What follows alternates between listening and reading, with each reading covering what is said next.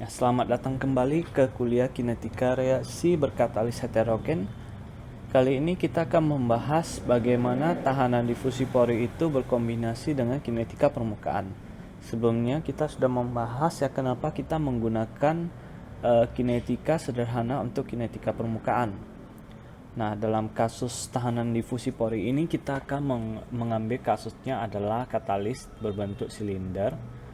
Dan kita akan melihat dulu ya, pori dari silinder itu yang bentuknya juga silinder dengan panjang L. Nah, di sini kalau dari ilustrasi ini ya, reaktan A itu berdifusi ke dalam pori ini. Kemudian seiring dengan difusinya dia akan menempel di permukaan dari pori-pori ini. Di permukaan itu dia terjadi reaksi permukaan. Nah, reaksi permukaan di sini kita ambil yang ordi 1. Ya, yang A langsung menjadi produk dan ekspresinya K2 kutip dikali konsentrasi A. Ekspresi ini per luas permukaan. Nah, kalau Anda lihat ya, berdasarkan ilustrasi ini, konsentrasi A itu harusnya menurun terus sepanjang dengan makin dalamnya pori. Dan di ujung pori itu tidak ada lagi terjadi perubahan konsentrasi A. Nah, kalau kita ingin menganalisis ya bagaimana kinetika di dalam pori ini terjadi, kita akan mengambil volume kontrol berupa delta X ini. Ya, delta X dikali dengan di gambar ini ya. Ini kita ambil sebagai volume kontrol. Kita gunakan neraca massa untuk reaktan A, di mana kita akan peroleh output dikurang output dikurang input ditambah hilangkannya reaksi itu menjadi sama dengan 0. Nah, output maupun input ya, itu terjadi melalui difusi. Jadi yang masuk itu kalau kita mengambil hukum fix ya, kita akan peroleh bahwa laju masuk A itu ada fluxnya. Ya, fluxnya itu yaitu difusivitas dikali dengan gradien konsentrasi dikali dengan luas penampang masuknya. Jadi luas penampangnya itu adalah cross sectional dari silinder ini. Nah, yang out juga sama, hanya gradiennya itu adalah gradien keluar. Untuk hilangkan reaksi ya, tadi reaksi kita itu adalah reaksi permukaan. Ekspresinya itu berdasarkan luas permukaan. Jadi kita harus mengalihkan ya ekspresi K2 kutip dikali CA itu dengan luas permukaannya, yaitu 2πr dikali dengan delta X, luas selimut ya. Nah, kemudian kita kembalikan ke neraca massanya.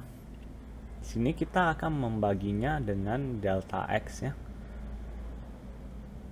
Dan kita ambil limit delta X itu menuju 0, kita akan peroleh bentuknya menjadi seperti yang di samping ini. Cukup sederhana ya. Turunan kedua dari konsentrasi A terhadap jarak dikurang dengan 2K kutip per difusivitas R dikali dengan konsentrasi A itu sama dengan 0. Nah, kita bisa mengganti ya. Kalau K itu kita ambil adalah nilai konstanta reaksi per volume liquid ya.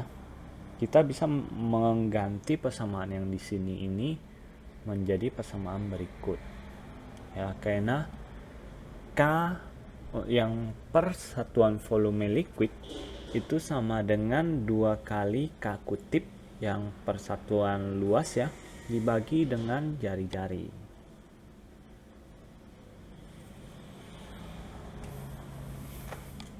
Ya, untuk kasus ini. Nah, kemudian kita tinggal menyelesaikan model ini. Kita selesaikan untuk persamaan yang ini sudah ada solusi umumnya. Ya, jadi konsentrasi A sama dengan M1 dikali eksponen MX ditambah M2 dikali eksponen negatif MX. Di sini M itu adalah akar dari K per D. Nah, untuk mencari solusi yang lebih tepatnya kita harus memasukkan syarat batas. Tadi pada X sama dengan 0, yaitu di ujung bagian luar pori ya. Konsentrasi A itu sama dengan konsentrasi AS ya, yaitu konsentrasi A di permukaan luar dari katalis ya. Permukaan katalis tapi masih yang di luar, bukan yang di dalam pori. Nah, pada X sama dengan L, tadi yang di ujung ya, sudah saya sebutkan sebelumnya, tidak ada lagi perubahan konsentrasi A. Kalau kita integrasikan ya, syarat batas ini kembali ke solusinya, kita akan peroleh bahwa M1 itu sama dengan konsentrasi A permukaan luar dikali eksponen negatif ml dibagi eksponen ml ditambah eksponen negatif ml. Nah, M2 ekspresinya sama ya, kecuali eksponennya itu sekarang bernilai positif. Nah, kalau kita kembalikan lagi nilai M1 dan M2 ke atas ya, ke persamaan ini, kita akan peroleh CA ya per CAS. Lihat M1 dan M2 ada CAS, kita pindahkan saja ke samping ya. CA per CAS itu menjadi sama dengan eksponen M dikali L dikurang X ya, dibagi dengan ditambah eksponen negatif M dikali L dikurang X dibagi dengan eksponen ML ditambah eksponen negatif ML. Nah, menggunakan prinsip Euler, Anda akan peroleh bahwa ini sama dengan cos hiperbola M dikali L dikurang X dibagi cos hiperbola M dikali L. Nah, di sini kita sudah memperoleh profil konsentrasi A di sepanjang jalur ya, di sepanjang lorong silinder yang kita modelkan. Nah, di sini M-nya itu berdasarkan nilai kinetika dan difusivitas ya, konstanta lajunya dan difusivitas. L ini adalah panjang lorong dari katalis ya, ini adalah sifat intrinsik dari katalis yang digunakan. X inilah baru yang merupakan fungsi jarak di dalam lorong. Jadi kita bisa membuat profil dari CA per CAS. Nah, tapi ini nggak akan kita gunakan. Yang akan kita gunakan itu sebenarnya adalah nilai dari E ya, E atau yang kita sebut efektivitas. Dan E ini ya untuk OD1 itu setara dengan CA rata-rata dibagi dengan CAS. Nah, ini adalah profil ya, tergantung dari nilai ML ya. Profilnya itu Anda bisa lihat, semakin besar nilai ML, maka semakin cepat juga konsentrasi A itu habis. Nah, Anda bisa lihat di sini ya, ML semakin besar ya, L itu adalah struktur dari katalis. L yang semakin besar berarti panjang lorong itu semakin besar. Jadi wajar saja kalau reaksinya udah duluan, konsentrasi A-nya duluan habis sebelum mencapai lorong yang bagian dalam. Sedangkan M itu yang mewakili akar dari koefisien reaksi dibagi dengan difusivitas. Jadi nilai M yang besar menunjukkan laju reaksi itu jauh lebih cepat dari laju difusi. Berarti nanti ya, begitu dia berdifusi ke dalam lorong, dia bereaksinya cepat. Jadi cepat habis, belum mencapai ujung lorong dia sudah habis. Nah, nilai ML yang kecil berarti sebaliknya, lorongnya pendek atau ya difusivitas itu lebih cepat daripada reaksi. Nah, Anda bisa lihat di sini, karena kita sudah sanggup memetakan profil konsentrasi A di sepanjang lorong, kita sebenarnya bisa langsung mencari ya nilai dari faktor efektivitas. Nah, di mana faktor efektivitas itu sebenarnya perbandingan kecepatan reaksi ya kalau kita memperhitungkan difusi dengan kecepatannya kalau memang misalnya tidak ada difusi pori. Nah, untuk reaksi OD1 itu setara dengan Ca rata-rata dibagi Cas. Ini kurang ada simbol rata-ratanya. Nah, untuk mencari Ca rata-rata per Cas ya kita tinggal mengintegrasi konsentrasi A di sepanjang lorong ya. Jadi integrasi dari Ca per Cas terhadap dx dari 0 sampai L ya sepanjang lorong dibagi dengan panjang lorong itu sendiri. Kalau kita selesaikan secara matematik, kita akan dapat nilainya setara dengan tan hiperbola ml per ml. Nah, plot untuk nilai efektivitas ya, ini tentu nanti jadi tergantung pada nilai ml, tidak ada lagi tergantung pada nilai x. Nah, Anda bisa lihat di sini ya, dari gambar ini sebenarnya kita bisa membuat beberapa kesimpulan. Kesimpulan pertama ya, Anda lihat di bagian yang sini, sewaktu nilai ml-nya itu di atas 4, jadi sekitar sini, nilai dari E itu menjadi setara dengan 1/ml. Nah, di sini kita sebut dia rejim tahanan difusi pori kuat. Mengapa kita sebut begitu? Karena tahanan difusi itu mulai memperlambat reaksi. Jadi efektivitas dari reaksi kita, faktor efektivitasnya itu semakin rendah. Makin tinggi ml, semakin kecil pula nilai E ya, sesuai persamaan ini. Nah, kalau ml-nya di bawah 0,4 ya sekitar sini, Anda lihat hampir tidak ada perubahan nilai dari faktor efektivitasnya lagi.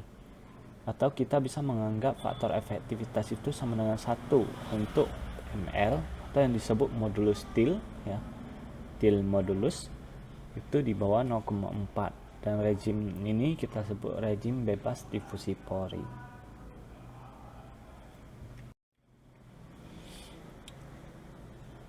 Nah, itu tadi kita sudah memodelkan untuk yang silinder. Sebenarnya kita bisa modelkan lagi untuk katalis yang punya bentuk lain seperti bola ya, kemudian pelat dan lain-lain sebagainya. Jadi untuk bentuk katalis yang lain kita tinggal menyesuaikan nilai L yang merupakan faktor dimensi dari katalis. Untuk pelat ya, katalis berbentuk pelat kita ambil ketebalannya kita bagi 2. Untuk silinder tadi jari-jarinya bagi 2. Untuk bola kita ambil jari-jari bagi 3. Untuk bentuk yang lain ya, kita cukup ambil volume partikel dibagi dengan permukaan luar yang memungkinkan untuk terjadi ini ya, reaksi permukaan.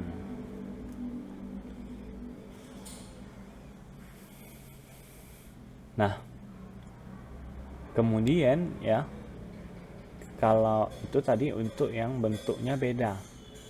Kemudian untuk ada satu hal lagi yang perlu diperhatikan sewaktu kita menggunakan model kinetika ini, yaitu kita menggunakan koefisien difusi yang sesuai ya. Kita nggak bisa pakai koefisien difusi biasa, kita pakai koefisien difusi efektif fluida dalam struktur berpori. Ada metode untuk menghitungnya ya, ataupun nilainya bisa dicari.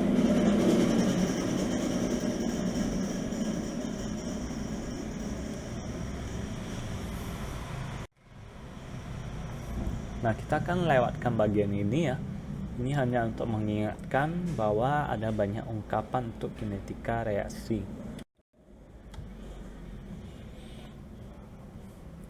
Nah, selanjutnya ya, ini adalah faktor efektivitas kalau bentuknya beda-beda. Ya, sesuai dengan modulus TIL. Yang silinder ya seperti ini, bola seperti ini, kemudian pelat datar seperti ini.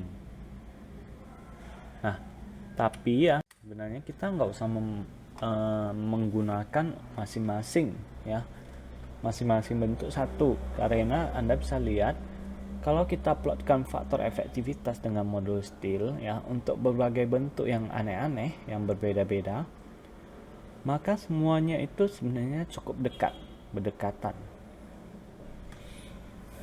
Jadi kita cukup menggunakan ya, sebenarnya yang menggunakan pelat tipis ini sudah bisa kita pakai untuk bentuk-bentuk yang lain.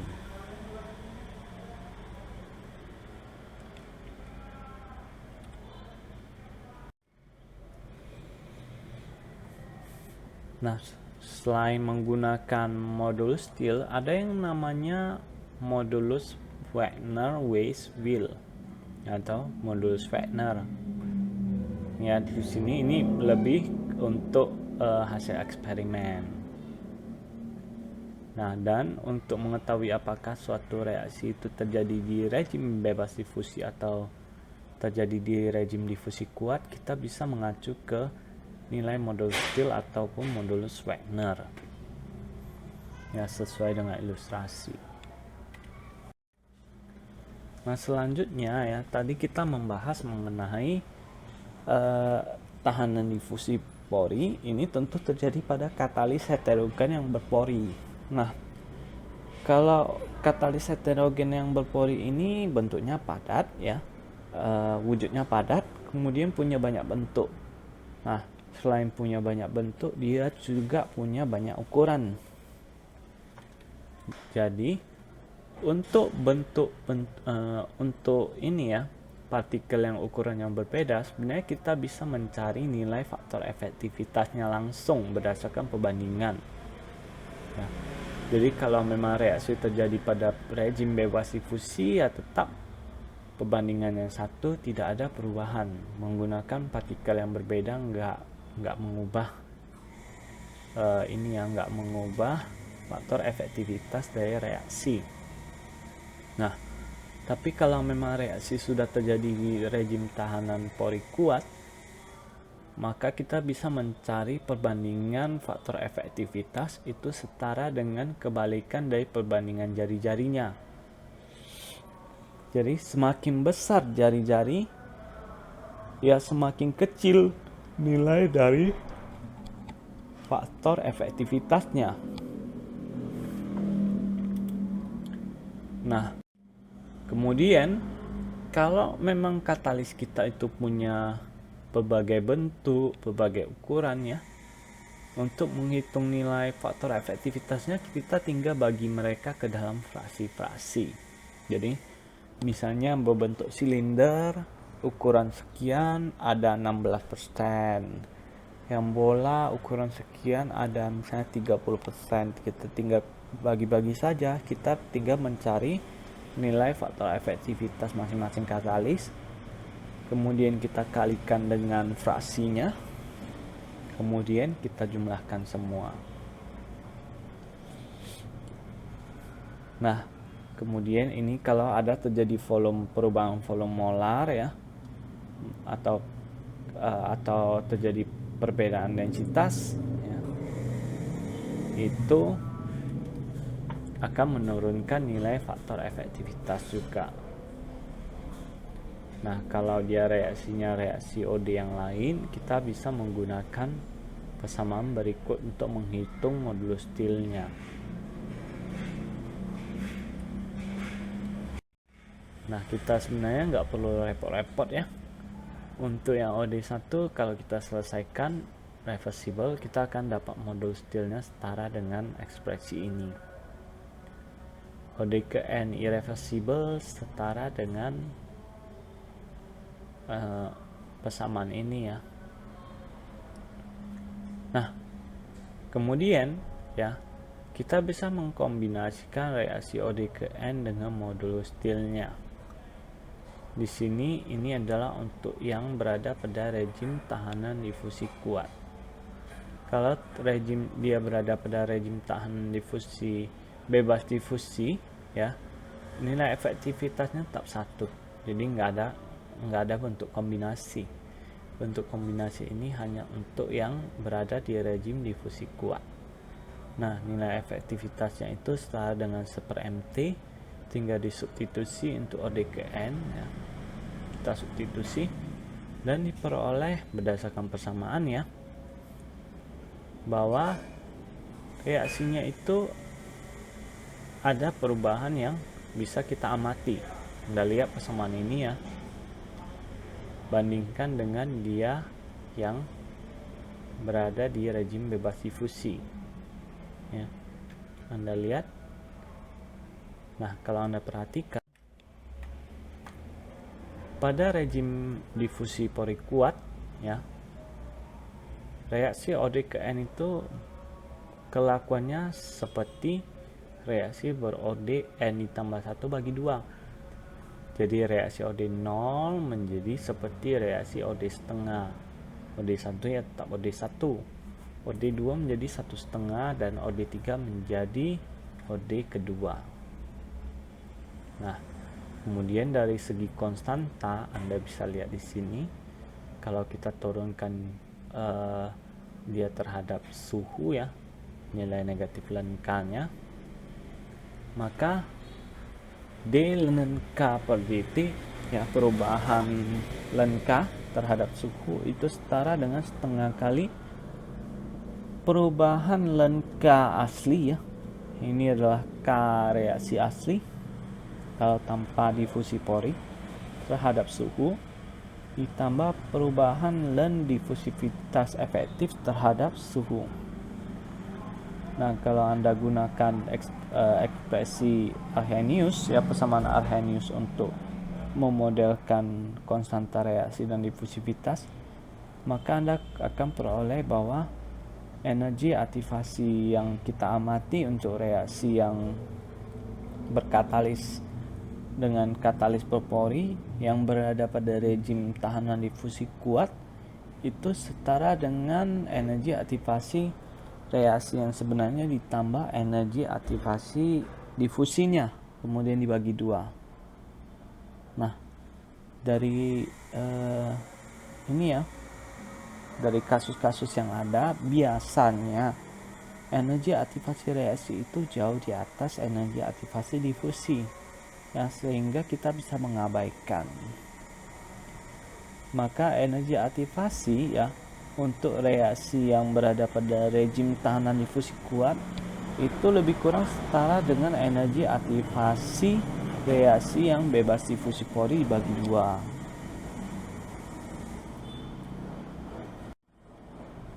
Nah, ini ada ringkasan, saya rasa nggak perlu saya jelaskan lagi ya. Ini adalah akhir dari kuliah kita mengenai katalis berpori ya. Terima kasih atas waktunya, sampai jumpa.